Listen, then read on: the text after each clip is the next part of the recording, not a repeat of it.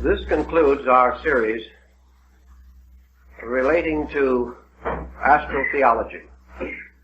And we hope that a few points have been made with sufficient clarity to suggest that the subject offers a key to the interpretation of ancient lore, and at the same time reminds us that the principles and values involved in the teaching are as valid today as they were thousands of years ago. Regardless of the times in which we live, the journey of the human soul remains the most important consideration in the life of the individual, and should be one of the great dynamics of the life of the collective. Until the human being senses again his citizenship in space, until he realizes that his destiny is not fulfilled in the small cycle of immediate experiences with which he is familiar, we cannot hope to develop a long-range perspective capable of impelling us or inspiring us to a course of constructive conduct. The individual today has lost his kinship with a group of values which ancient man fully appreciated and accepted. He saw himself as part of a vast living organism. He sensed that all of space was populated with rational creatures, beings whose lives and thoughts might be infinitely beyond the comprehension of man. Yet these beings existed, and their thoughts and lives were valid experiences in nature. Old-time scholarship sought to adjust man to the universe, whereas the modern thinker seeks to adjust the universe to man. This is not reasonable nor essentially possible, because man is not the axis of the vast plan which moves around us. Man is part of that plan, but the plan has its own destiny. Man is involved in that destiny, but he cannot control it, nor is he the principal factor in the purpose of existence itself.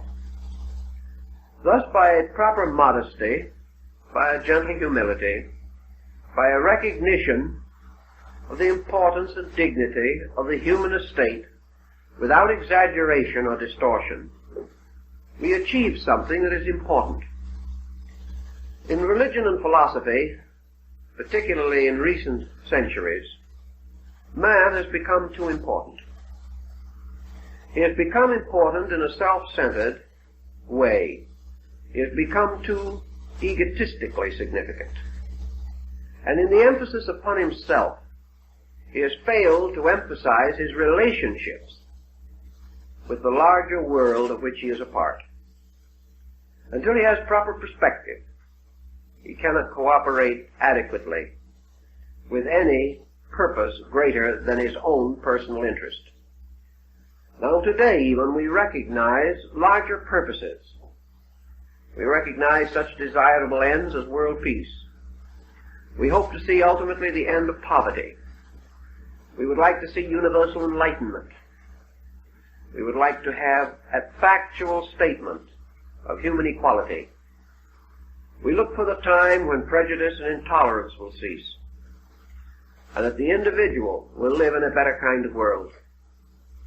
He cannot attain these ends, however, unless he becomes conscious of the machinery of progress, and unless he becomes willing to adjust his own personal desires with those larger motions by means of which collective goods of one kind or another can be recognized, realized, attained.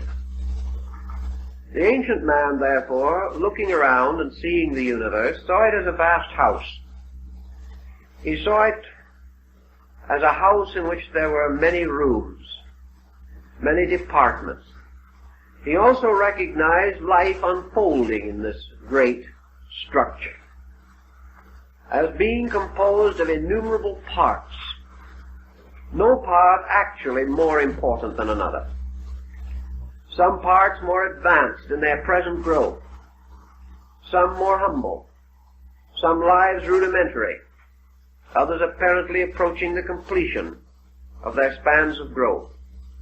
But these various differences were quantitative rather than qualitative.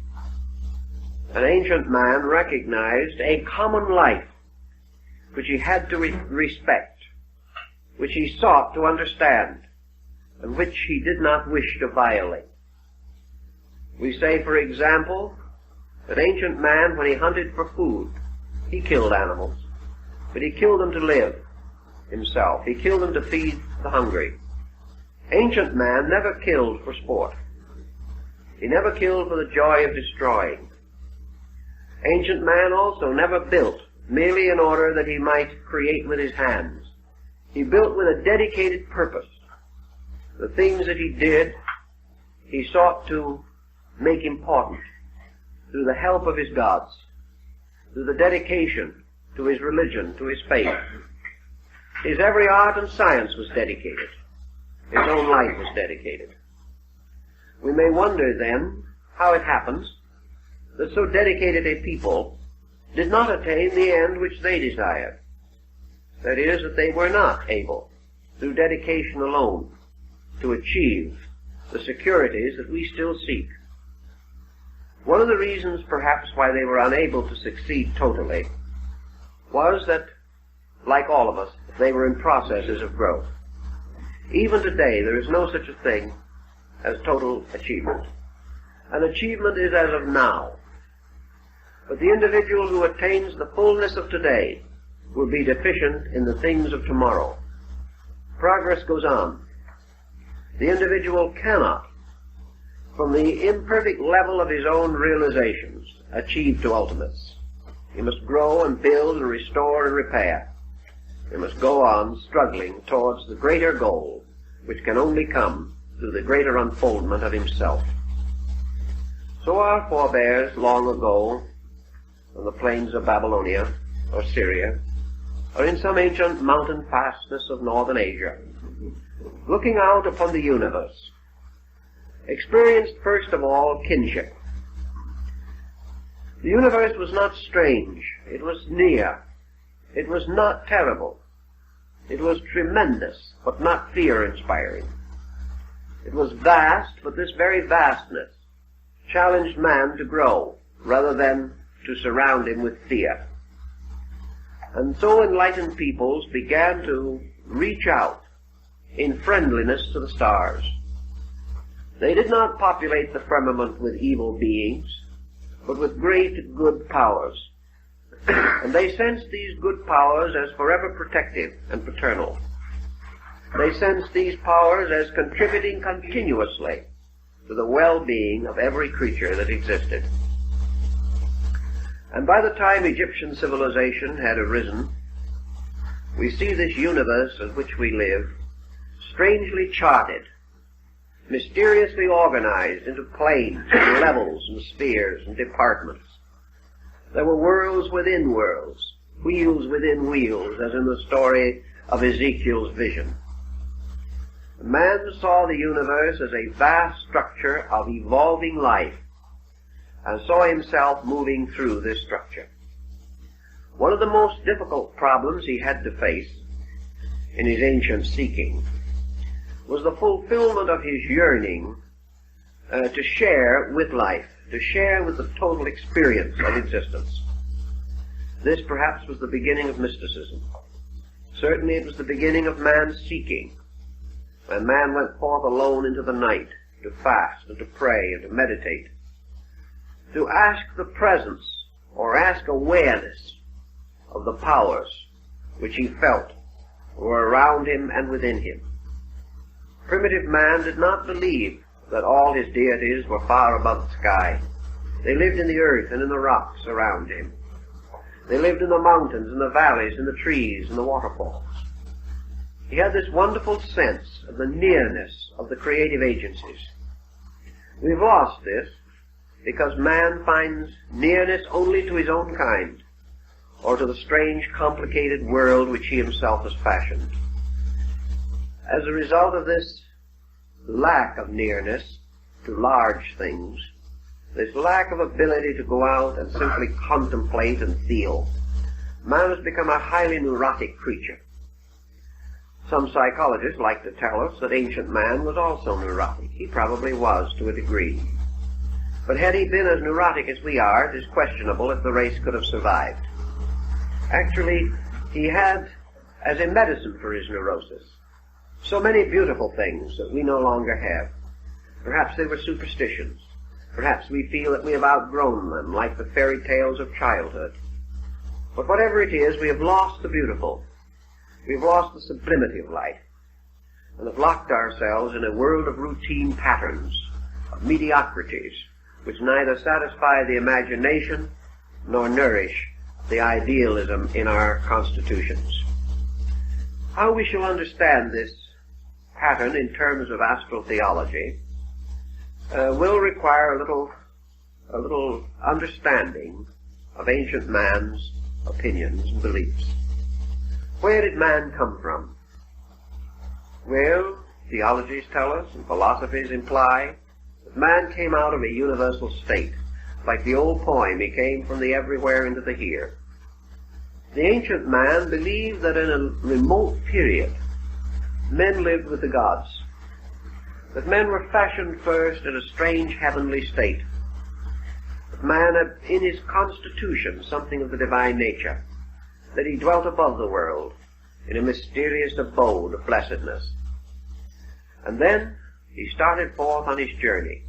And the story of his journey is very much the story of the prodigal son. Man's beginnings in the great cycle of existence have been variously explained. The Egyptians and the Greeks were of the opinion that man primarily sought experience consciously and willingly.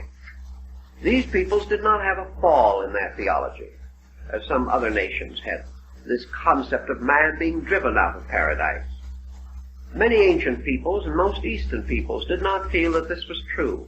Man was not an involuntary exile, nor was he punished for original sin. Man went forth as an adventurer. He went forth to conquer the unknown, because such is the nature of man. Such is the nature of life. The American Indian will tell you that just as the young man, reaching maturity, feels his own individuality and wants to go forth upon the adventure of life, to create a new home, to bring a new world into being, so primordial man, primitive man, in the presence of the gods, is said to have looked forth into the great expanse and mystery of creation and decided to go a-venturing. He wanted to know what was beyond and below and around him. He wanted the victory that comes from effort, from victory over limitation. Here again we have the story of the prodigal son, because there was one son who stayed home, and the son or sons who remained at home took care of their father's house, were good and obedient children. And yet one went forth as a prodigal, and wasted his substance in riotous living. He went down into Egypt, and he passed through great catastrophe and great sorrow. And finally he returned to his father's house, in this case as a penitent, as a repentant one. And the father was so happy with the return of his son that he caused the fatted calf to be slain to form a banquet. And when the other sons said, "Why should the one who has sinned be given all this attention, and we who have been good have had no attention?" the father, in rapturous emotion, exclaimed, "But this son was lost, and he is found again. He has been taken from us, and he has returned to us, and greater is the rejoicing because he has come back." The ancients built on that theme somewhat, with other modifications. They held that there was something more important than being happy forever. And this more important thing was to go forth and learn. And behind man's great cycle of progress and growth was not the arbitrary bolt of lightning or the flaming sword, but man's instinctive and native desire to go forth and learn. We are all learners. We are all seekers. Life is a questing after value. Life is a release into manifestation of potential strength and power. Life is man gradually gaining victory over ignorance and death and darkness. Life is a kind of game, a sublime divine game. And in this spirit, ancient man faced it. He faced it as he faced the day, fully recognizing its hazards and its dangers, but also realizing that every hazard was a potential victory. Every danger was an opportunity to be greater than circumstance. These thoughts, then, according to ancient doctrine, sent man into the great mystery of the world, sent him forth out of the state of innocence into the search for virtue, out of ignorance into the questing of wisdom, and out of a static potential into a sphere of dynamic potency which he had to conquer. So man is out conquering. He has gone forth upon the mystery of self-knowing, of understanding, of gaining all the strength in himself. Therefore, according to the Scripture, he will in the fullness of time be greater than the angels. Because the angels did not go forth in this great search for self-knowing and self-becoming.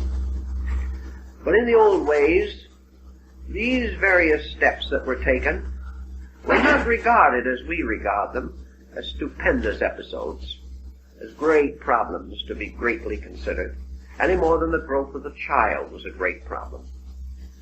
It was taught that the child was going to grow up and be a child no more, that sometime maturity would take the place of childishness, and all growth and education and preparation were toward maturity, toward self-integration, towards complete personal acceptance of the burden of individual existence.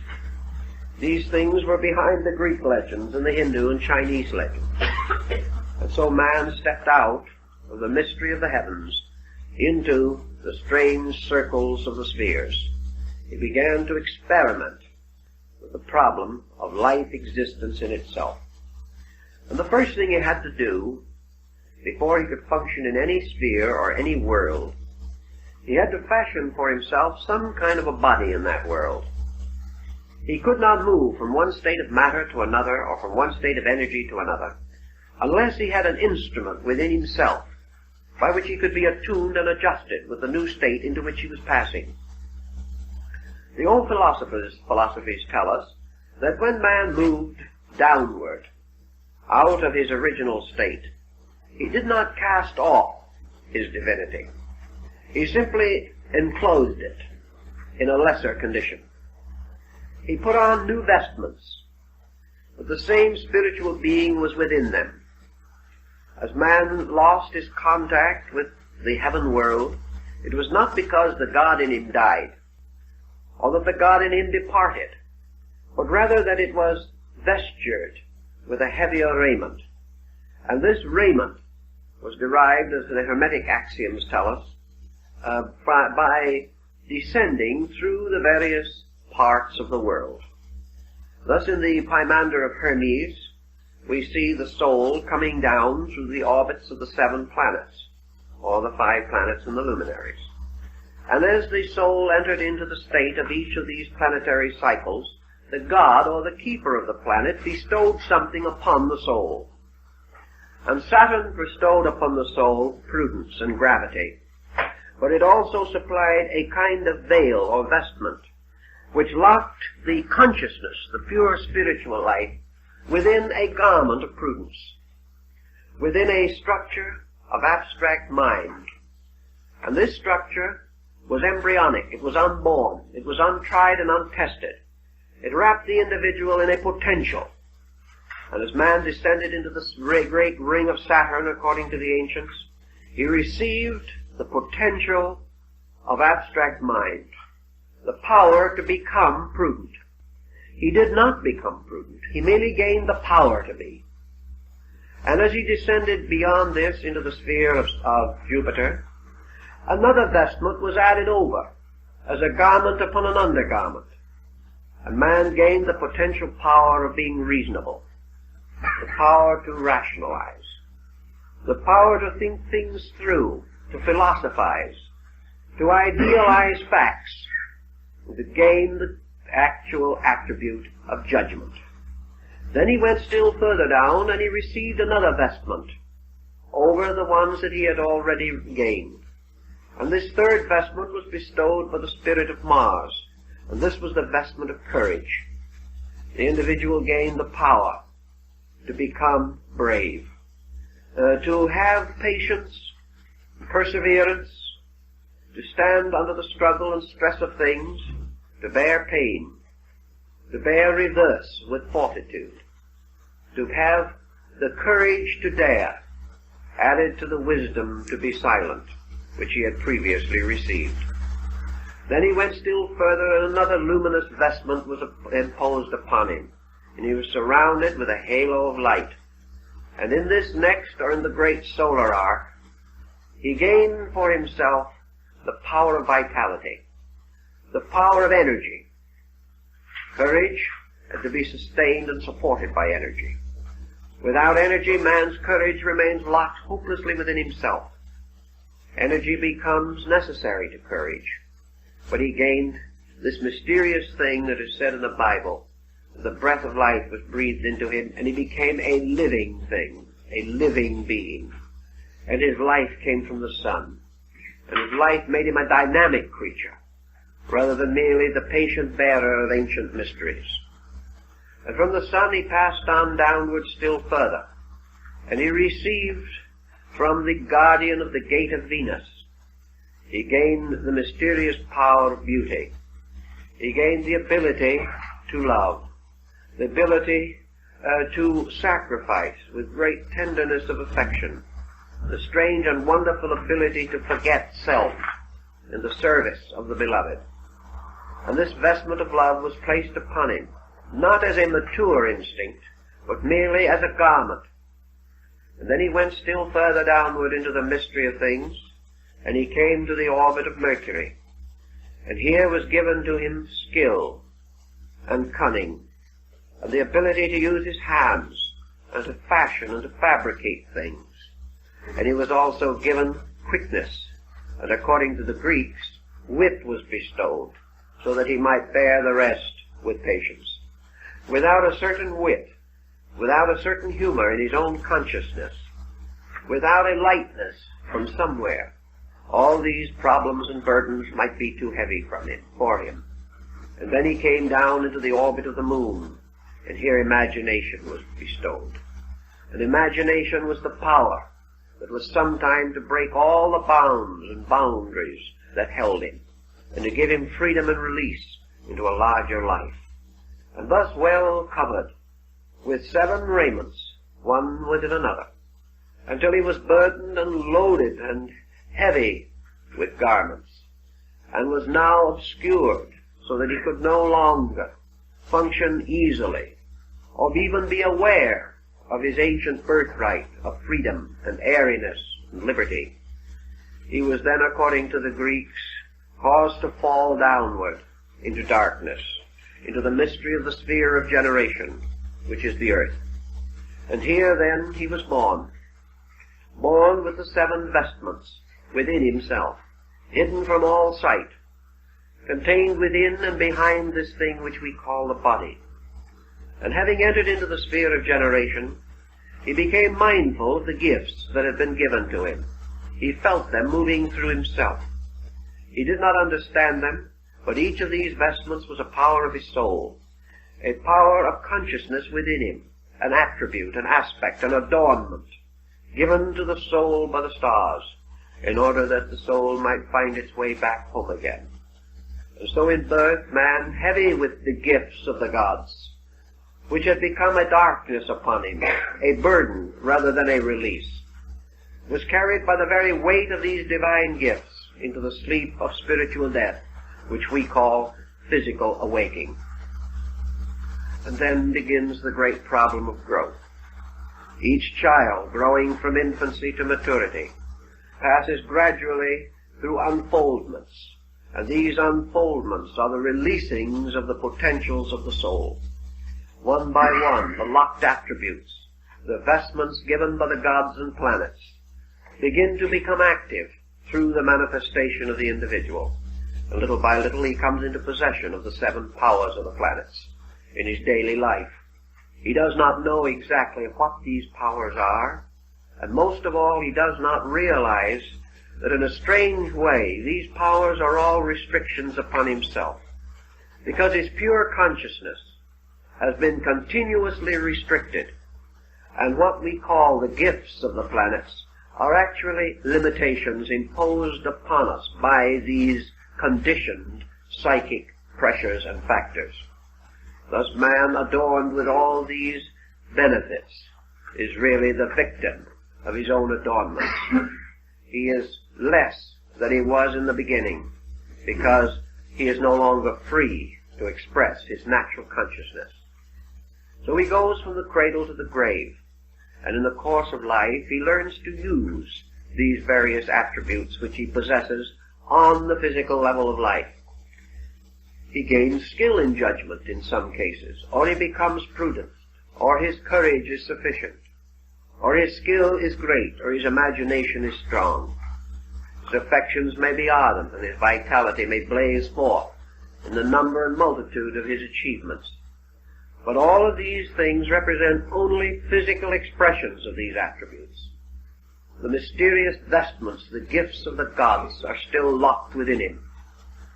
Now the ancients said that just as surely as man in the course of life unfolds certain potentials and uses them for the development of his orientation here, just as surely as he can only attain here by bringing into manifestation things locked within himself, so man gradually becomes crystallized by what we call old age. Little by little these potentials and powers which he has close in upon him again. His prudence becomes over-caution and finally fearfulness. His judgment becomes locked by crystallization into intolerance, into opinion, or perhaps is not well enough developed to give him the power to judge righteous judgment. His courage leads him to disaster. He becomes not brave but audacious, and in such allows his ambitions to pervert his principles. His energy he wastes, as the prodigal son did, in riotous living. We waste our energies, and then sometime wish we had them. Love leads him to innumerable tangles, disconcerting circumstances. He feels that his love is wasted, that it is betrayed, or he does not develop it strongly enough to have a constructive and creative impulse there. The love of beauty and truth are ignored. The individual falls merely into the lower victimizings of the sensory perceptions.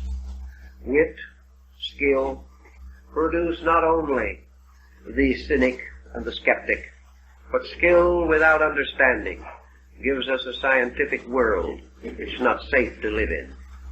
Imagination leads us into every fantasy and excess, into suspicion, into tyranny, despotism, into all kinds of terror in the night. So one by one, these powers of the soul, which should be blessed, which should give us the full measure of realization, betray us and leave us victim to the excesses which their perversions indicate. Such was the state of man when the ancients conceived the idea of creating the great ladder of the mysteries. This great method of release, not release for this life alone, not release merely for years or for days, but the recognition that what we call evolution is man's victory over all the limitations imposed by conditions upon the unconditioned consciousness within himself. So a great symbolical pattern was created, which reversed the involutionary procedure. Man gratefully and gladly returned to each of the guardians of the spheres the gifts which they had bestowed. He outgrew these gifts He rose above them. He transmuted and transformed them, and handed back the vestments and the adornments which they represented. There are ancient fables in the East about this, the fables of the king, who so adorned himself with his jewels and with his wealth and with all the symbols of his honors and dignities, that when he fell into a river he drowned because of the weight of his adornments. And this is what happens to man. Because of the weight of his adornments, he falls into generation and drowns in matter, becoming what we call a materialist or an unenlightened person. But the rescuing of this was by the long process of outgrowing conditioned existence. And to achieve this end, the soul had to consciously ascend through the 7 orbits of the stars, ascending as Ishtar, the goddess, ascended from the dark threshold of the moon god up through the 7 gates to the upper world from which she had come. The journey back upward, like the mysterious story of Dante being led by Beatrice from the Purgatorio into the Paradiso, is always man's eternal psychic entity leading him back by his dreams, his aspirations, and his affections to the great spheres from which he fell, or from which he descended not by a moral fall, but by determination or decision to seek adventure, to seek things, and in gaining things, to lose self. This is also the burden of Buddhism, that man, gaining all other things, has as a result lost pure consciousness, without which his journey to light cannot be perfected. In astral theology, then, the soul first sought to escape from generation, sought to escape from the mystery of death, or perhaps to escape by death from the mystery of this world, to come back to a state in which there was no longer any worldliness in him, to draw him back again into material existence. To escape from the world, he must therefore escape from worldliness. And what were the great pressures of worldliness, which had to either be overcome or man would be drawn back? In fact, he could never escape. Death was only an exchange from the visible to the invisible side of nature. Man never actually transcended the great material sphere of things, either in life or in death. He merely disappeared and appeared again by the ancient concept of rebirth. He was never away from worldliness until worldliness ceased within himself. Religion held this to be true, and most of your mystical theologies were derived from the ancient astrotheological symbolism of the soul beginning its journey upward by its effort to overcome the world. This is another meaning, of course, of the dragon slave, the individual overcoming monsters, the knight-errant going forth and rescuing the fair maiden by killing the wicked ogre, or the giant, or the monster, which had this maiden captured in his castle. The maiden, of course, is the psychic self, which must be rescued by the determination of the individual to overcome the giant of mortality or of materiality. And there is no way in which we can conquer the world. Perhaps there is a perverse psychology behind all this great belief that man could escape the world by conquering it. Perhaps the reason why we have had Genghis Khans and Hitlers and Alexanders and Caesars, Mussolinis and Stalins, is because the human soul has misread an archetypal symbolism. Man has sensed that he had to overcome the world, but because perhaps his own enlightenment was not great enough, he thought he could free himself from it by becoming master over it. He thought he could finally reach that condition in which he was free because he was a law unto himself.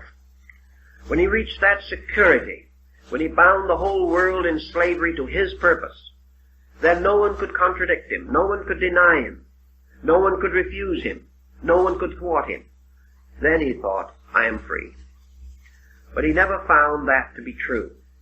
He found with Wolfe, at the time of the Battle of Quebec, he found that the path of glory leads but to the grave. He discovered finally that he could not escape the world by conquering it, that he could never reach a condition of security so complete that he was free from the world. Therefore he turned, as the mystic turned, to another method.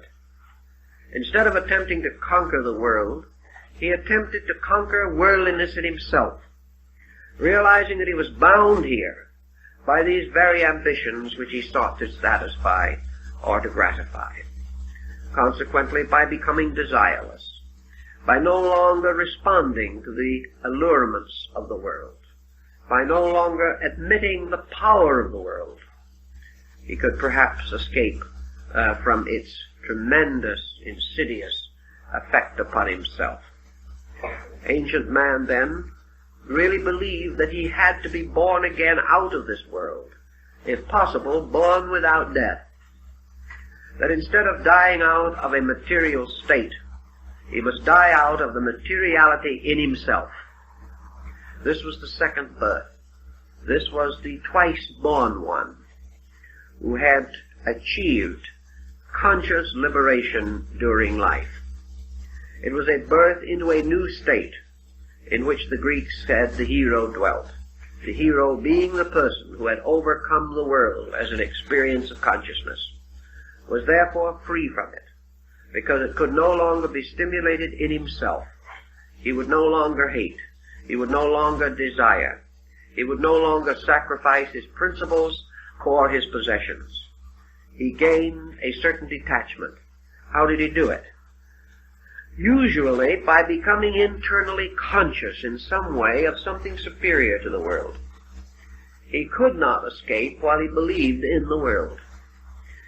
But if by mystical experience, or by the strange disciplines of ancient esoteric sciences and philosophies, he was able to experience inwardly a freedom from this world, and realize that in departing from it as an experience of consciousness, he was not leaving the greater for the lesser, or the known for the unknown, but rather that he was leaving something that he had outgrown, leaving darkness for light, leaving things that are not true for things that are, gaining more than he could possibly lose, finding himself by sacrificing that which was not his real self.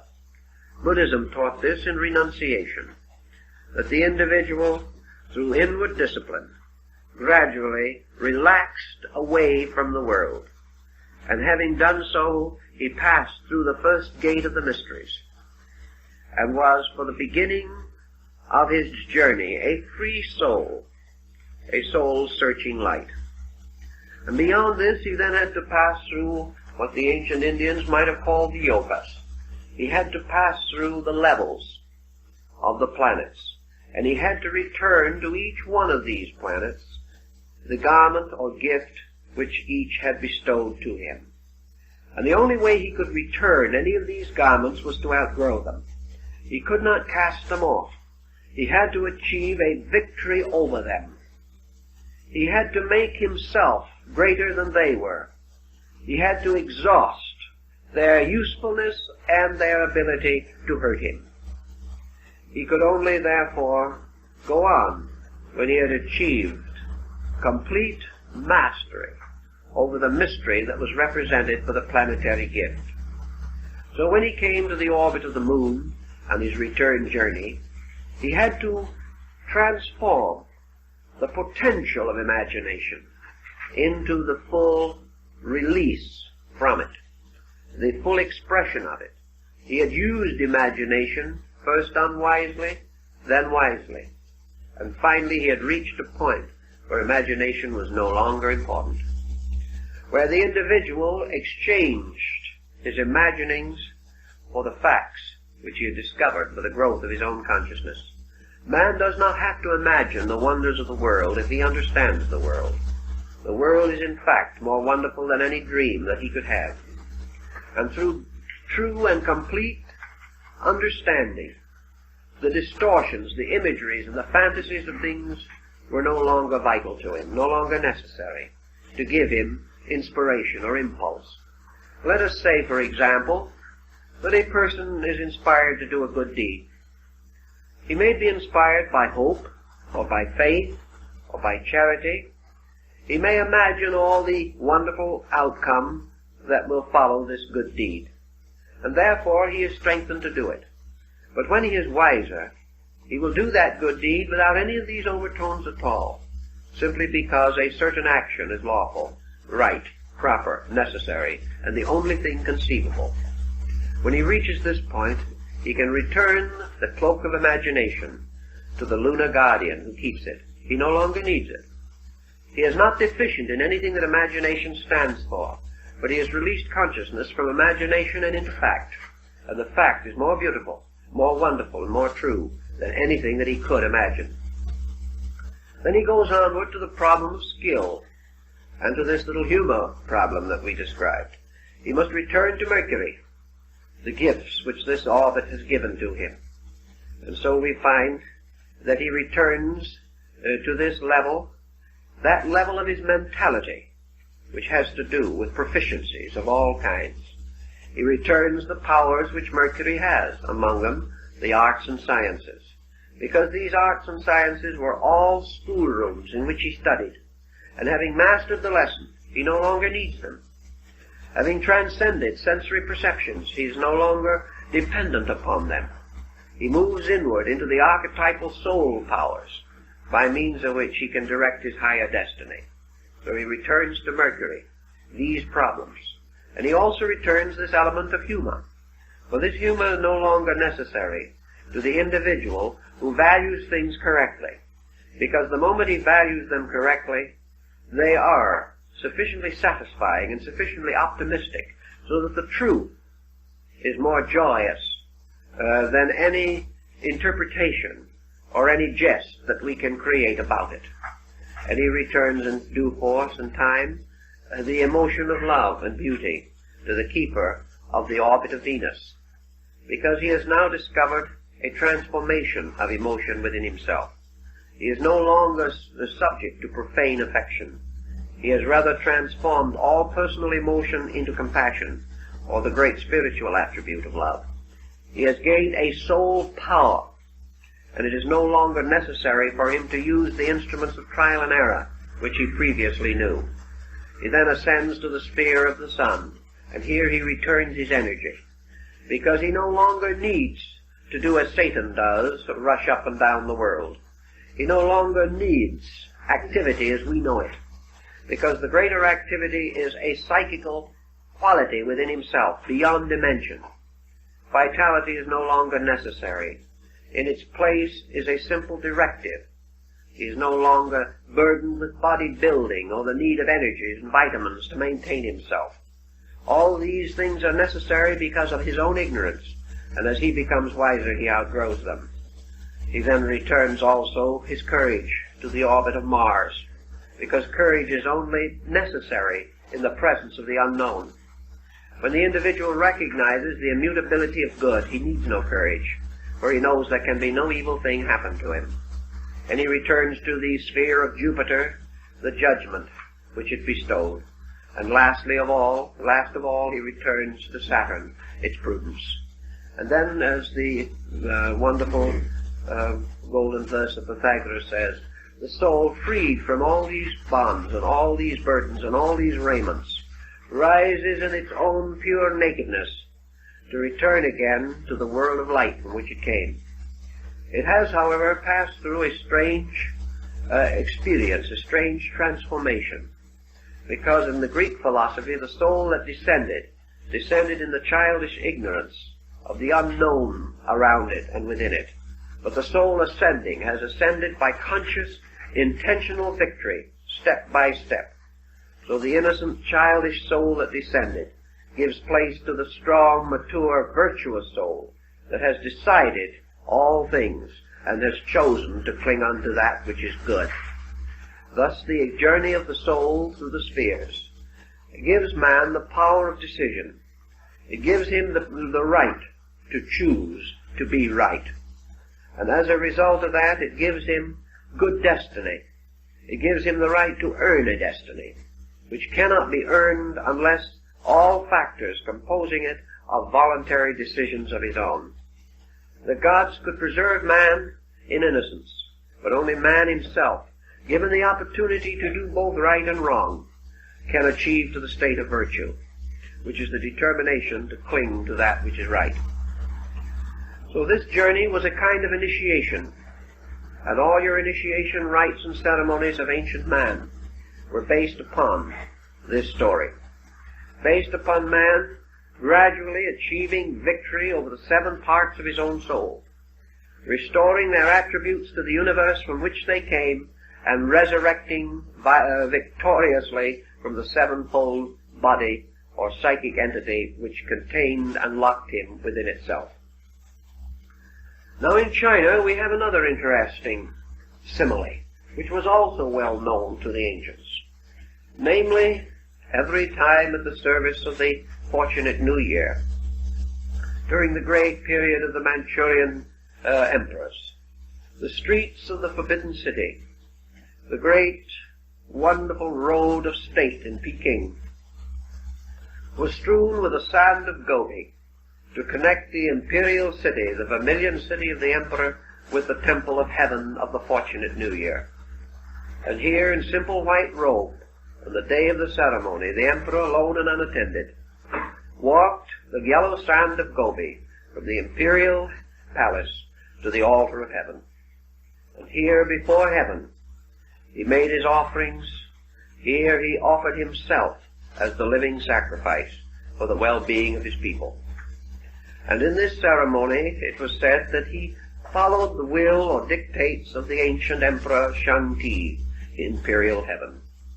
For this emperor, who was more or less the golden emperor of the sun, walked the wonderful gold sand strewn band of the zodiac, and the great annual journey to the feast of the Fortunate New Year was part of the astronomical mystery in ancient China.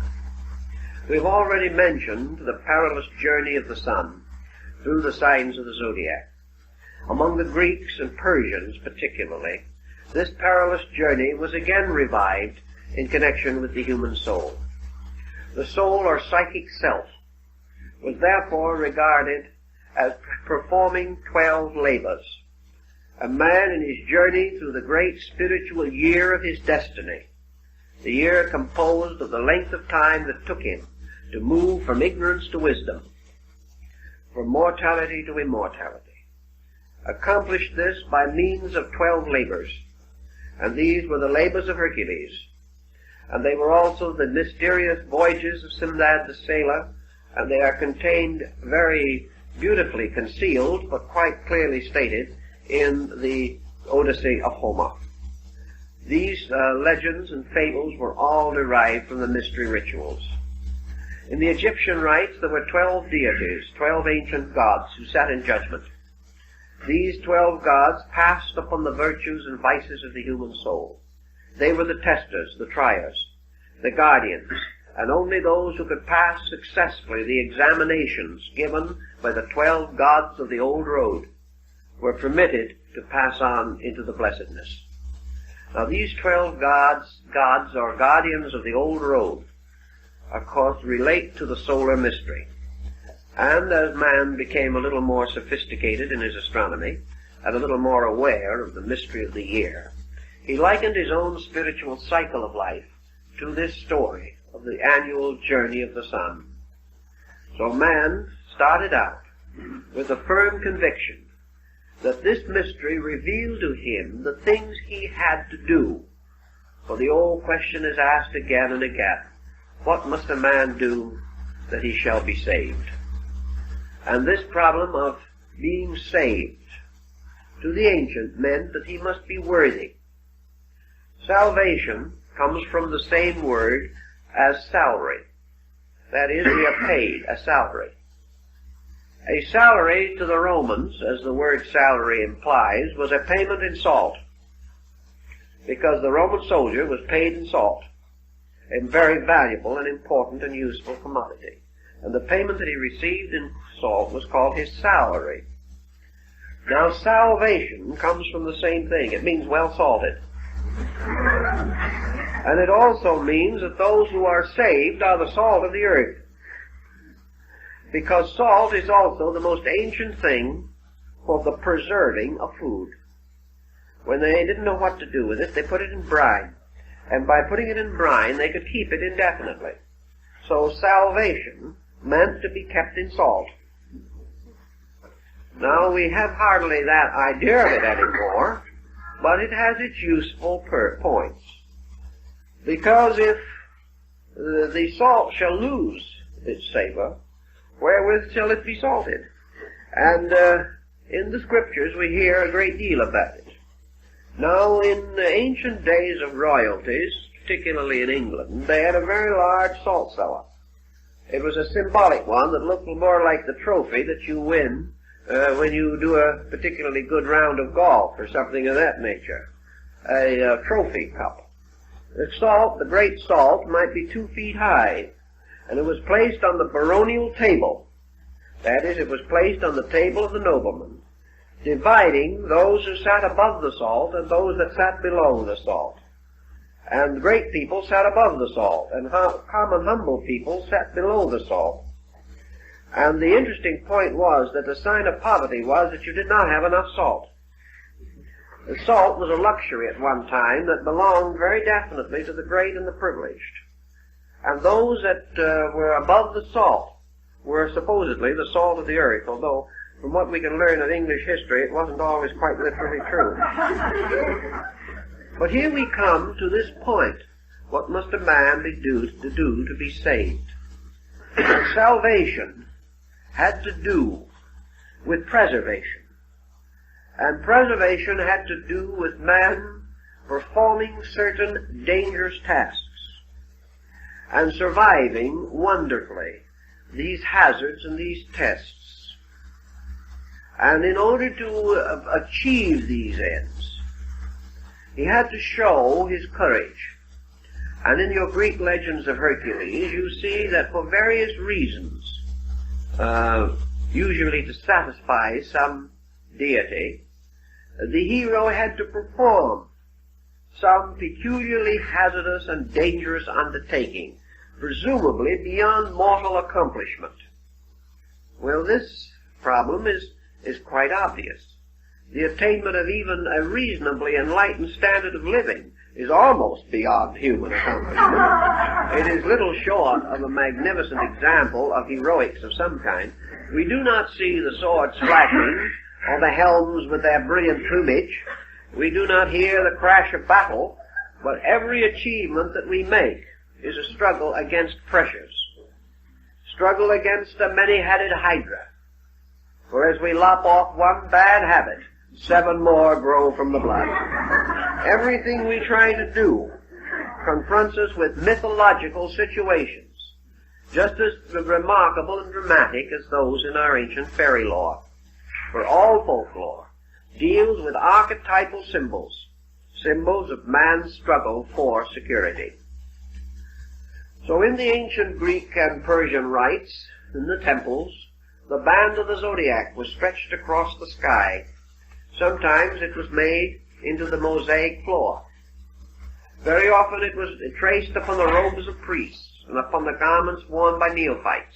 Apuleius wore the star-spangled cloak when he went in to the mysteries. These stories had to do with the journey, the perilous journey of the soul through the 12 tasks that had to be performed before a man can be saved. And these 12 were represented by the zoans, or the animals of the zodiac. And these animals in turn were each of them an emblem of some ancient law or principle, a hieroglyph, signifying a positive and negative attribute. Each one of these creatures was either a constructive or a destructive force. Each one had its privation and its success, and it also had its moderation. The work of the hero was to pass the test without in his own turn violating a principle. If he violated one law in order to keep another, he became hopelessly involved in a labyrinth. The great trick was not to win, primarily. The great achievement was to win without having done anything that would cause a loss.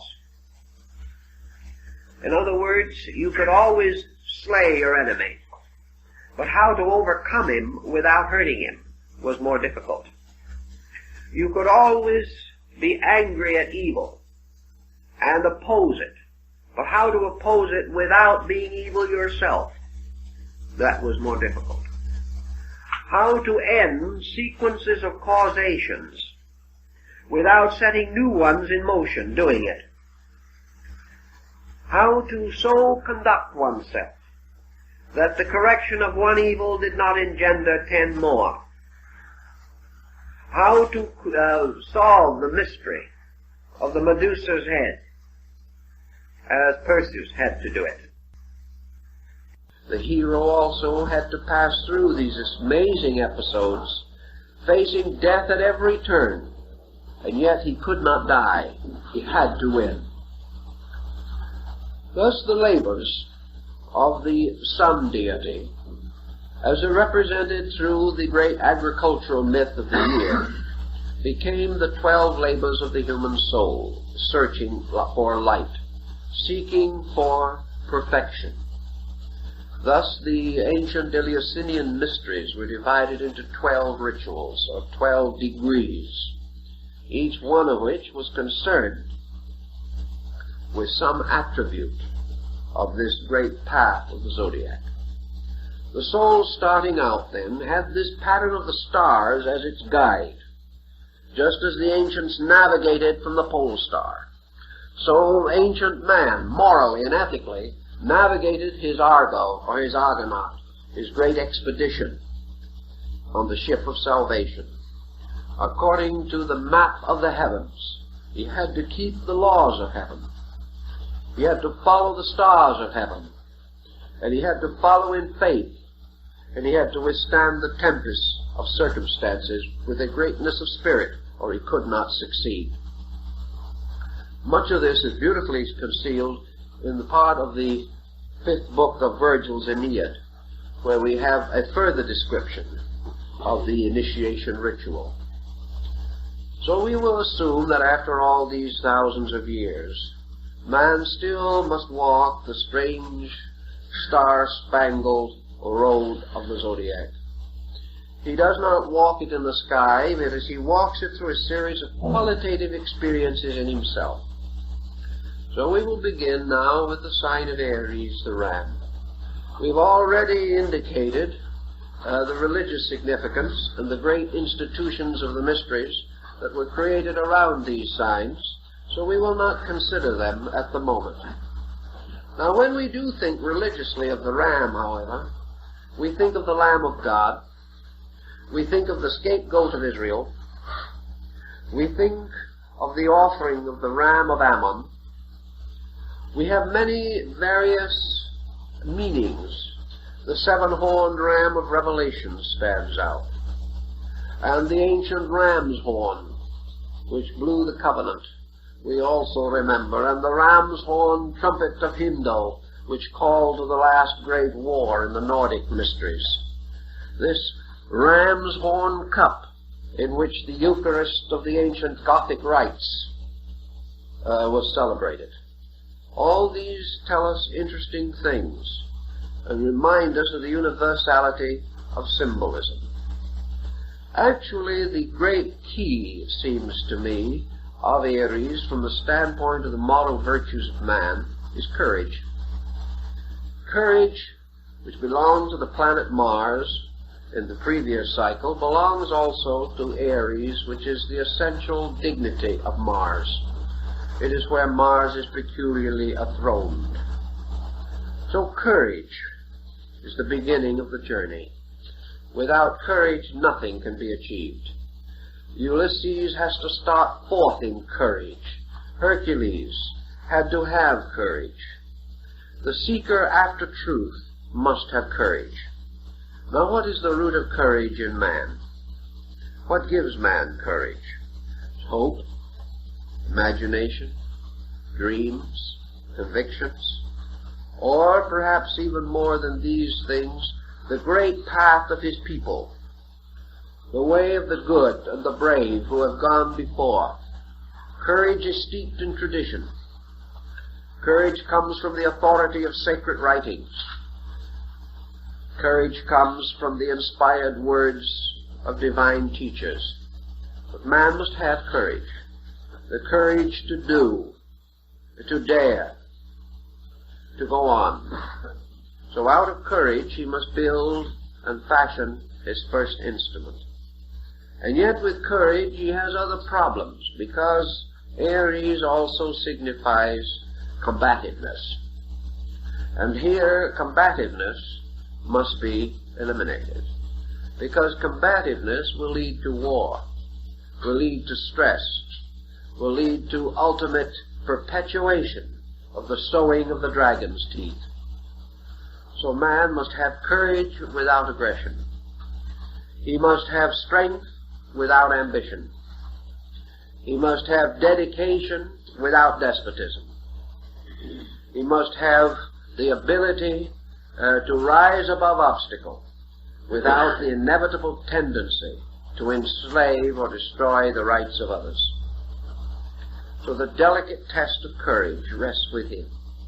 How to be strong yet kind. How to be brave yet simple. How to be great yet humble. All these mysteries play out in the conduct of human life, in which we must gradually identify this mysterious symbol of the competitive and combative animal with the Lamb of God, the symbol of purity and of truth. Thus, the animal of fire, the animal of war, the ram, also becomes the symbol of the Prince of Peace. And this is our victory, which has to be achieved within our own consciousness and experience. We must have the courage without the combativeness. We must have the dedication without the ruthlessness to carry it over the bodies of the dead. And so man must achieve without destroying. He must attain without injury. He must solve the mystery without bringing disaster upon any other living thing. Thus becomes the test, the mysterious problem which he has to solve. And when he has solved it, assuming that he does, or at least that he has solved it as far as he can at any given moment, then he passes on to the second sign of Taurus, the bull. And under the symbol of Taurus, he has that peculiar power of steadfastness. Now, steadfastness is the indomitable determination of purpose. But how can we have this steadfastness without other, less favorable aspects appearing in connection with it? How can we be steadfast and not stubborn? That is the trick. The ancient developed a great philosophy on the individual who could remain true to himself without being untrue to somebody else. The individual who was capable of being serenely purposeful and at the same time not be locked, not be closed, not be held by some false attitude in his own mind. Very much of the loyalty that we think about is only stubbornness. Dedication is not what it always seems to be. It is just habit. It is the individual doing it because he has always done it, and not because it is right. So under the sign of the bull comes this mysterious power, this tremendous power of this creature, the power to go on, to persevere. For like the plodding ox that draws the plow through the ancient muddy waters of the Nile bank, like the same stolid ox that is on the rich man's table, like the ancient Nandi, the bull that rides Shiva upon its back, the bull of heaven and the bull of earth, and the bull which Virgil says opens the egg of the year with its horns. This bull of continued determination must be analyzed morally, spiritually, into motive, and into every conceivable understanding that we can bestow upon it. We must fight and solve the mystery of the Minotaur within its labyrinth. For this was the bull-headed man. Sometimes we say that people are bull-headed, and we are not referring to the Minotaur in most cases when we say that. We are referring to an objectionable stubbornness. And yet in the midst of this symbol of the labyrinth, in the ancient Greek legend, the labyrinth of Crete, the labyrinth of the ancient temple, palace, here we have the world with all its strange and tortuous passageways and chambers, ruled over by the bull-headed symbol of stubbornness, arrogance. Look around you. Everybody knows he's right, and everything goes wrong.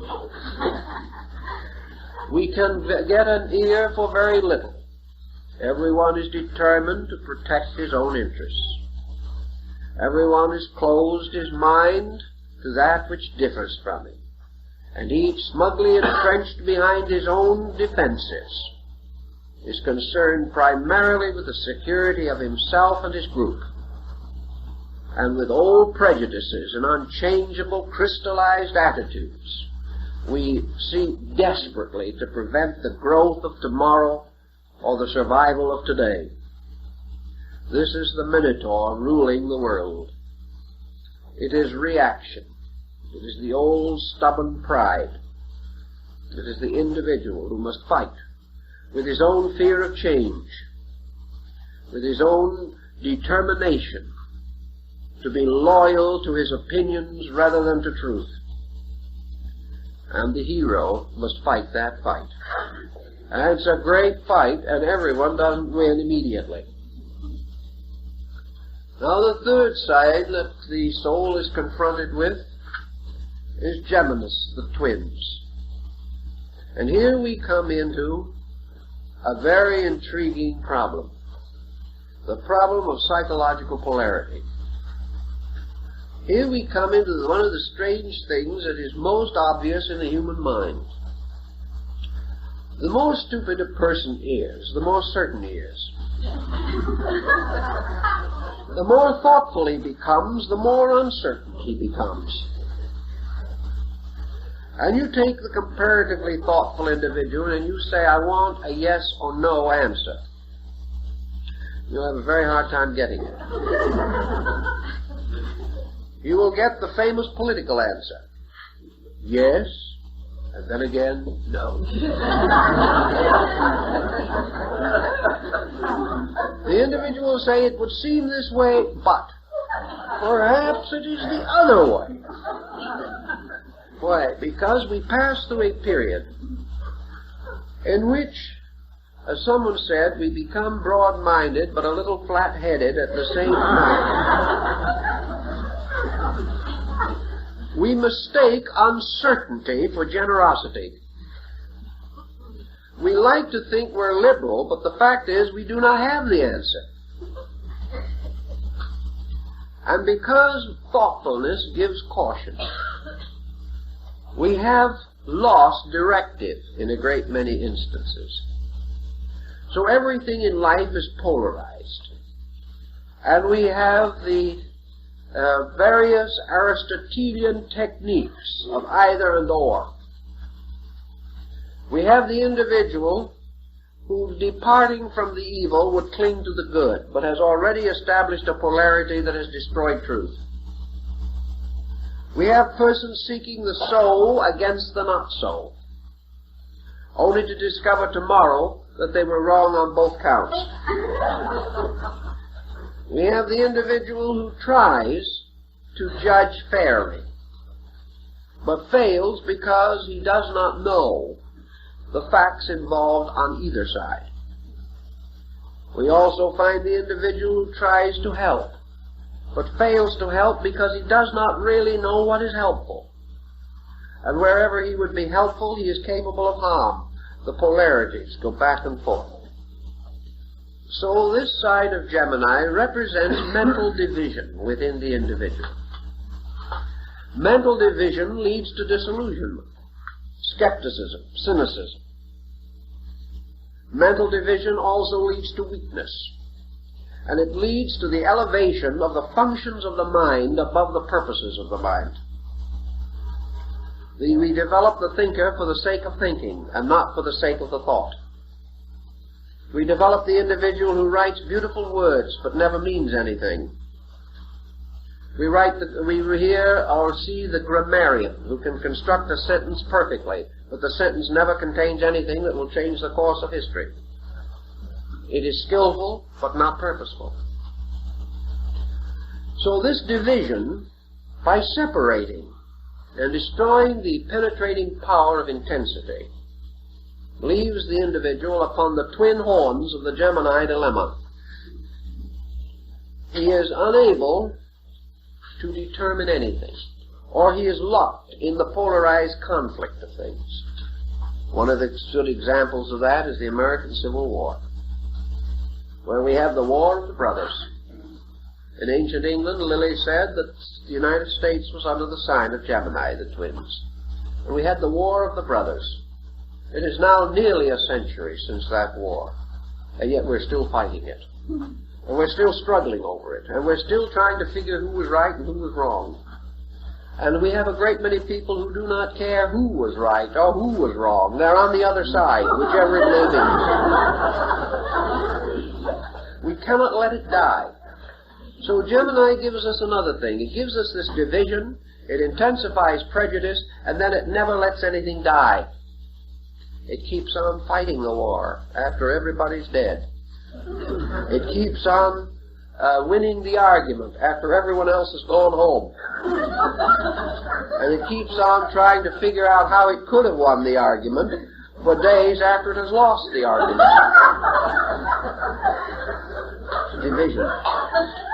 All this seems perhaps a little on the flighty side, but underneath it, there's a principle here. This principle of duality, which caused Pythagoras to spit upon the ground whenever the number 2 was mentioned, simply because it represented division. Wherever there is division, there is loss. That which the gods would destroy, they first divide. And wherever there is division, then there is need for reconciliation. And this process of reconciliation is itself a strangely subtle form of hypocrisy. Nothing seems to work out, because actually we are dealing with things substantially indivisible. Their unity must be acknowledged, not achieved by human defense. It is there to begin with, and we cannot defend it, we must discover it. There is a very peculiar problem which we have to go on to very carefully. Then we pass to the next type, where we gain the mysterious heritage of the moon. And the moon gives us the strange inheritance of moods. The moon gives us light and darkness. It gives us this strange inconstancy within ourselves. It caused Paul to cry out in his agony, "When I would do good, evil is ever nigh unto me." It causes the individual this strange weakness in his own nature, making him a servant of tides, making him moved upon surfaces which he cannot control, like a ship in a storm. And this strange moodiness of man, the mood of greatness and the mood of failure, the inability of the individual to depend upon himself, the inability of the individual to rise above the pressures of his own passing moods. So the hero must master his own moods. He must master the inconstancies by which one day he is for and another day he is against. He must pass beyond those moods which weaken him in time of need. Moods which mean that his total resource is not available to him at any time. So the moon tells us that everything ebbs and flows, that everything seems to have beginning and end, and that everything is upon the sea of life, subject to generation and degeneration, life and death, birth and decay, these things moving in strange cycles, and in man these cycles infinitely repeating themselves, so that with every phase of the moon man hopes or fears by pressures which he cannot understand. Thus man, fighting the moon, fighting this struggle within himself, is fighting the inconstancy of himself, fighting the insecurity in which he cannot depend upon his own nature to stand behind him. He must bring his own nature into line. He must conquer the shifting rays of the moon's phases. He must gain the ability to keep his light even when the moon becomes dark. So the moon has always been the symbol of the lesser light. It has been the symbol of man's hope, dream, faith, one moment strong and another weak, increasing, waxing, waning. And here man seeking constancy, seeking mastery over the excess of his moods, so that he shall do no thing too much nor too little, watching himself against the pressure which forces his idealism into vanity, forces his dedication into fanaticism, forces his determination to serve into hypocrisy simply by pressure. Because pressure can cause an individual to say the end justifies the means. The moment he has done so, the madness of the moon is upon him. Now after this situation, he meets the next struggle, in which he must overcome the lion, and perhaps clothe himself in its skin. Yet in the ancient legends, he must slay the lion without a weapon. He must slay it with his bare hands, and he does so by breaking its jaw. This is the story of Hercules, and also the story of Samson. Now the lion is the home of the sun. It is the sign of energy.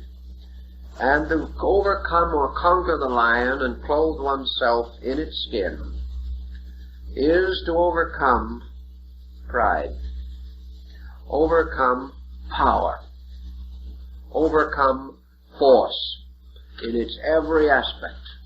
For there is scarcely a moment in our days when we are not tempted to do something a little more strenuously than the ethics will permit. We have the feeling that with a little more force we can accomplish our end. We can overwhelm our adversary. We can sell that merchandise which he does not want. We can force. We can use energy, not for our own advantage, but for the disadvantage of someone else. And the moment energy transcends its natural usefulness, it becomes like gunpowder. Gunpowder may help to blast a dead stump out of a farmer's field, but it has also laid the world waste with war. Atomic energy may give us new sources of light and power and warmth, motion, but it can also wreck us. So that power within the individual, if harnessed to conscience, if bound to consciousness, as in the ancient fable of the young maiden binding the lion's jaws with her handkerchief, an ancient figure found sometimes on tarot cards.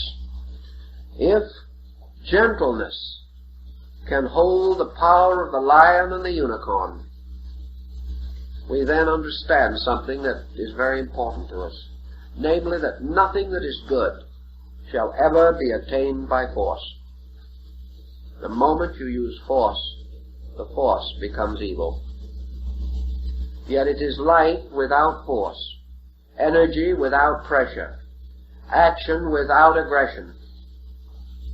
These are the secrets that the ancients tried to tell us must be conquered and mastered and understood by the soul as it walks along the yellow road, offering itself as a gift to heaven. And we go on to the sign of the Virgin. And here we come to one of the most ancient symbols in the old zodiac system. And we find it curiously associated with one great keyword out of antiquity. The conquest or the mystery of the Virgin, the capture of the girdle of the Amazon, has to do with the mystery of service. The crest of the Prince of Wales in England is taken from the ancient Germany in I serve. These were the last words of Kundry as she fell dead at the foot of the Grail. I serve. Service becomes one of the great problems of the labor. And to achieve service, one must understand the mystery of the world virgin.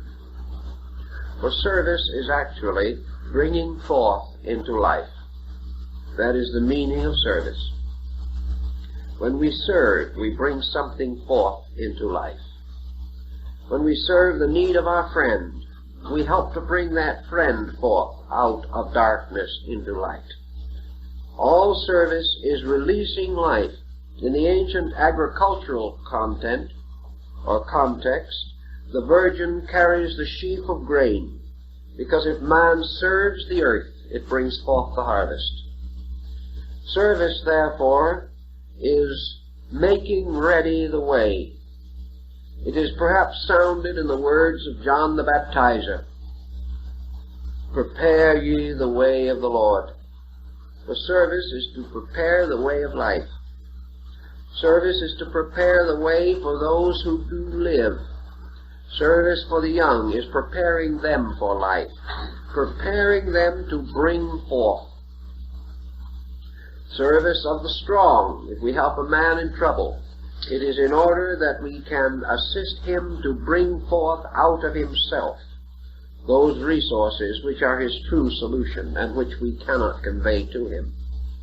Therefore, service requires great discretion. Service requires a wisdom almost beyond this world. But the symbol of service, or the Virgin, is the great question, what must we do in order to do good? And to answer that question requires practically all the wisdom of the ages. For usually our help is of a sentimental nature. We are kind, we are sympathetic, we do something. And because we do not know what we are doing or why we are doing it, we then sometimes come to a keen disappointment, for the person neither appreciates nor understands, and our good intention is imposed upon or exploited. It is because our good intention was not wise with the wisdom of the server. We do not know how to serve. So to struggle with the problem of how to help another, and at the same time not hurt him, for that is the rule, we must never hurt, reminds us again that the only way that we can serve another person truly, perhaps, is to help him to do those things which are nearest to his own soul. Try to find out what his need is and then help him do what he wants to do, rather than what we want him to do. Otherwise our service goes immediately into dogma and into despotism. But the problem of service, of sharing without hurting, of giving without impoverishing, those are the secrets of the mystery of the maiden with the sheaf of grain. And the next time we stop in the great zodiacal circle, we stand in the presence of the balance of Libra, the pair of scales tipped strangely and held by a strong angel with a blazing sword. And here man seeks the problem of equilibrium. For justice is always balance. Justice arises from fairness. Fairness arises not from a man's ability to see the two sides of a situation, because there are usually more than two sides. Justice consists in recognizing the law as it applies to all sides. Thus Pythagoras pointed out that virtue is not upon one end of the pan, one pan of the balance, and vice upon the other, and we do not weigh the living and the dead. Vice is at both ends, and balance or truth is in the center. And it is only the scale that balances that is true, and the only true part of the scale is the balance in the center. So man, searching always for survival, for truth, seeks equilibrium within his own consciousness, realizing that the moment he polarizes or unbalances, he will be unlawful. So to bring all extremes to moderation gives him justice. For justice is moderation. Justice is in no thing excess or privation. Justice is in all things truth, victorious over all error. Thus there may be 50 errors about a matter, but only one truth. And justice is to discover that truth. Man, surrounded by many factors in living, must seek always the balance, must seek always the truth that underlies all these different contending, dissenting parts. He can never know them all. He can never understand them all. He can never recognize them all. Therefore, he remains true only to the balance, keeping the equilibrium, and in all matters clinging to the law. For the law is his hope and his salvation. So by Liber he is taught that in all matters he must, first of all, be true to principle. And if he is true to principle, all other things will balance out. And he passes from there to the ancient sign of the scorpion, sometimes represented as a serpent and again as an eagle, the only sign which has three distinct glyphs of its own. Now they said in ancient times that the scorpion was the symbol of death. But in the old mysteries, the sign of the scorpion and the sign of Scorpio, the ninth house of Mars, the nocturnal entrance to the underworld, was always guarded by the god Hippocrates. Not Hippocrates, Hippocrates, the god of silence.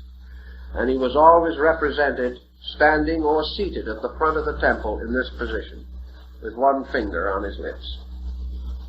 He was the god of silence.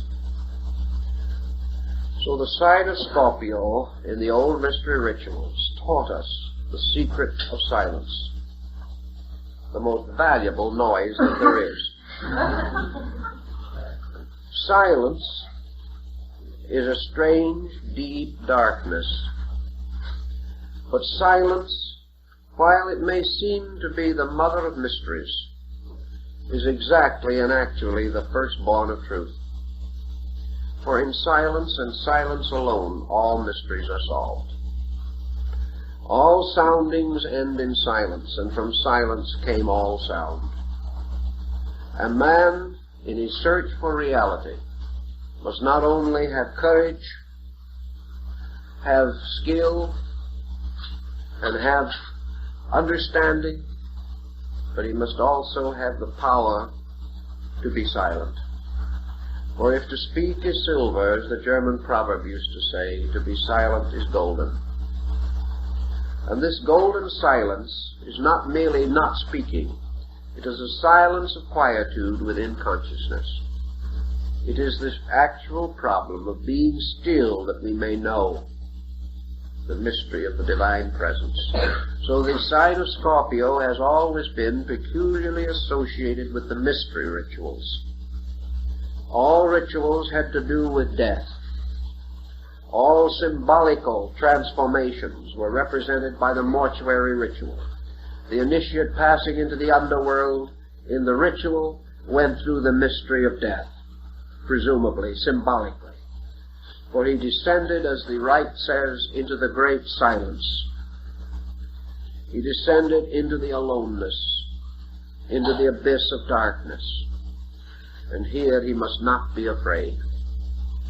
So silence is the gateway to internal life. And for every person who can speak wisely, there is a greater wisdom for those who can simply listen. Strangely, the power to listen is greater than the power to speak. And who listens learns. Who speaks knows only about himself. Thus, in the ancient rites, the search for silence was the ability of the person to remain eternally receptive and observant, always able to accept, and never interrupting God with his own voice. For in the mysteries, to speak is to interrupt God, but God is the infinite truth abiding in the silence. And when our speaking gets too loud, we cannot hear the voice of the infinite. So to be quiet, to be receptive, to conquer sound in our own souls, to seek silence, this is to pass this mystery of the scorpion, who becomes transformed into the serpent of wisdom and into the eagle phoenix of inspiration. Now the ancient sign of Sagittarius was the old sign of aspiration, for it represented the old centaur who was the teacher of Achilles.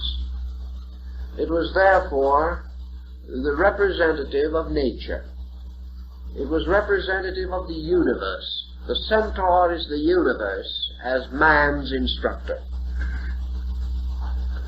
Therefore, out of the many levels and powers of the natural process come the instructions which are to serve man, and the great instructions are religion, philosophy, and science. And the centaur represents these, because he is born out of the threefold mystery of the universe, part human, part animal, and aiming his shaft at the stars. So in this particular mystery, in the search of the soul for reality, the centaur represents instruction. Now, instruction is a strange word. What shall a man learn? How shall he learn? How shall he know when he has learned? The ability to receive instruction, said Socrates, is first of all the ability to accept reproof. The individual is hypersensitive to any criticism of his own thinking, who is unable to change his own attitudes, who considers it more important to remain the same than to accept guidance, has not learned the mystery of instruction. For instruction, as Emerson points out, is the inevitable consequence of the enlightened human being's contact with nature, whether it be human nature or universal nature. From every other human being we can learn something, for this human being may be only of our own kind, the animal body of the centaur. But yet there is not a person who lives that does not know something that we ought to know. In the same way, we can learn from every branch of knowledge, not only its immediate instruction, but its great message, the message about universals. And we can see that all knowledge flows from the great fountains of universal consciousness, and that sky and earth and air are forever teaching, that the sunrise and the sunset are our instructors, and that everything that happens has a message. Adversity, sorrow, problem, responsibility. These are the teachings of the centaur. For the centaur is life and nature, teaching us to become heroes. And some will reject the teacher because the body is that of a horse.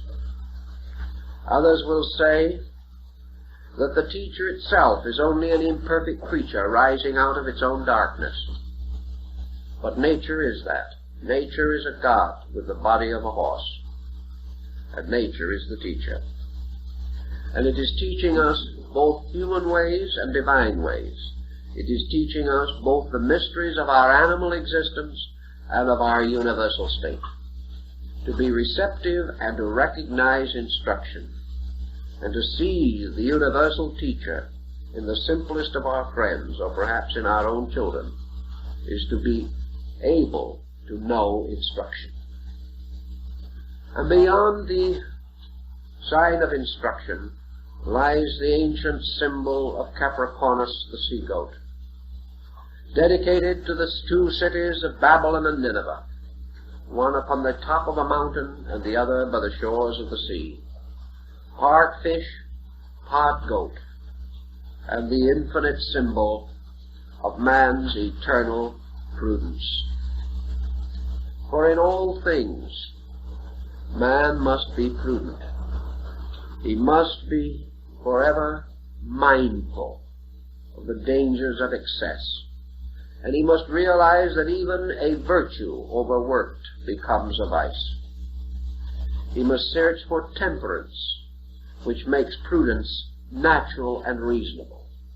The prudent individual is the one who neither overestimates nor underestimates, thinking that neither that he is stronger than nor weaker than himself.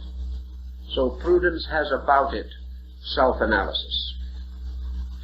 And the sea-goat tells us the story of man's prudence, guarding the higher and lower parts of himself, derived partly from the sign of the mountain and partly from the sign of the valley. The sea-goat becomes the symbol of extremes, which must be bound by prudence. Man must not ascend too high, nor must he fall too low. For when someone asked Aesop what was the work of the gods, he said, the labor of the gods is that they are forever raising up the humble and are forever casting down the great. And this is the problem of prudence. Man must never rise too high.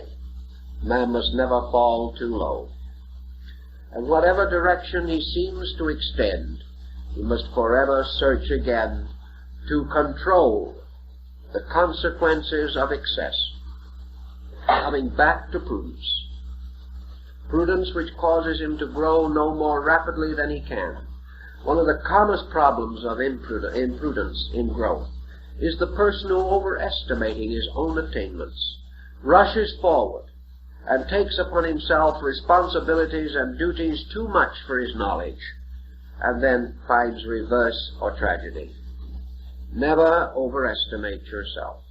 Never underestimate your adversary. Never overestimate what you know or underestimate what you do not know, but remaining fair and honorable and prudent in all things. Use what you know and improve yourself in what you do not know, and you will find a great security, a great integrity, which will enable you to live with yourself without doubt. For if you are reasonable and prudent, you have faith in the judgment of yourself. You know that you are careful, that you are thoughtful, that you are rational in your procedures. Now the 11th sign is a water-bearer, carrying upon his shoulders the canoptic jar from which pours a strange stream of electrical energy. And the symbol that this carries to the truth seeker in his effort to grow is the eternal recognition that it is the desire of the truth seeker to build better worlds and better ways for others. Therefore, this sign is curiously connected with aspiration. An aspiration is a strange quicksand. Again, man must fight the Aries of illusion For wherever there is a virtue, there is an illusion twisted around it. And as Eliphas Levi, the great French transcendentalist, said, in the beautiful pastures of the astral light, every blossom has a poisoned serpent twisted around the stem. And when you pick the flower, you are bitten by the serpent. Now, aspiration is like that. We all desire to build a better world. We desire to create this golden age we look for. We seek utopias, but we know why they have failed. We seek to bestow upon others vision which they cannot receive. We demand from others understanding which they cannot give. We find a world unsatisfactory, so we declare war against it and do nothing. We reject society because we do not endorse it. And if it fails to live up to our standard of what it should be, we curse it in our hearts. Forever, behind the thin veneer of altruism, we fall into criticism, condemnation, and strangely subtle destructiveness. And nearly all of our so-called aspiring souls have been antisocial, because they have never really understood the world they were trying to help. They have never recognized that we are all working with children. We are working with good children and not bad adults. We are working with those who cannot know more than they do.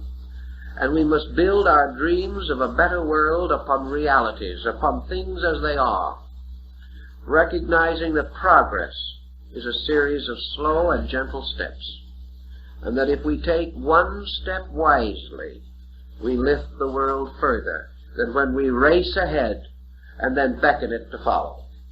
It cannot follow. So aspiration must be geared to abilities, our own and the abilities of others. If we aspire too greatly, we cannot live up to it ourselves, and our conscience hurts us. When we claim virtues that we cannot apply, we injure ourselves. So our claims should be more modest, and we should always aspire to the next thing, moving one step, and realizing that the great journey of life is a trip which is made up entirely of single steps. When we so understand, we are then able to bear all things with that virtue which comes under the mystery of the fishes. For in ancient times, the fish was sometimes called the symbol of the poet. And the poet, of course, is always the one who buries an empire. He is the one who writes the funeral odes to the glories of all other things. But the poet also becomes the symbol, in this case, of patience, a virtue man has much trouble with, and also of humility, which is easy if we are patient. But patience, humility, and the poesy of high verse belong to this side, for its purpose, its real reason for existence, is that it teaches man the mystery of enduring. For in the sign of the fishes comes the deluge that wipes away all things, but beyond the deluge there comes a new heaven and a new earth. So the sign of the fishes is always waiting for the resurrection. It is that which, having planted the seed in the earth, must wait patiently for God who doeth the works. So in this sign man learns that there are things which he can do and there are things which he cannot do, and that it is right and proper for man to labor, but the works must be crowned with the life of the universe. Man without the universe can do nothing. Man cannot hasten the gods, nor can he retard them. He can prepare their ways, but he must await their works. So patience means that man can no longer be disillusioned. no longer defeated. No longer can he die of a broken heart because things are not imminently successful. Patience gives perspective. It gives great time. It is the hope of the long visioned. It is the only answer to the great things that must be done. For these things must be fulfilled in the fullness of their own time, and not according to the hopes and ambitions of mortals. So patience and humility complete the signs where the road began with courage, and all courage ends in patience, and all strength must end in humility. And then the great cycle begins again, for humility reveals the courage, and gives birth again to the beginning of things. For from patience comes a strange kind of courage that is not of this world. So the ancients said man walking the golden road had to learn these mysteries, and we have to learn them today just the same. And out of learning them, we keep the great pattern of the road that leads upward around the stars and into space. And this road is going to continue to lead. And men may conquer space, so they may go out and travel to other planets and other stars, but they can never get beyond the mysterious, invisible road for which the stars stand. For all conquest must fail. All discovery must come to naught, unless conquest is the conquest of self, and discovery is the discovery of that which is locked within the innermost and the furthermost of existence. Thus the astronomy and the philosophy and the religion of these peoples formed one pattern. And I think there is sufficient utility in that pattern to make it worth our remembering. And also there is something quaintly delightful in these mythological burdens and the intricate chess games of emotions and attitudes to which they bear witness. Our ancient friends were very astute in their understanding of human psychology. We can profit by the fable if we can apply it to ourselves. And by so doing, we will understand man's journey around the great mystery of the golden road that leads back home. And I think that that more or less summarizes the concept of the ancient astrotheological philosophy. And we thank you very much.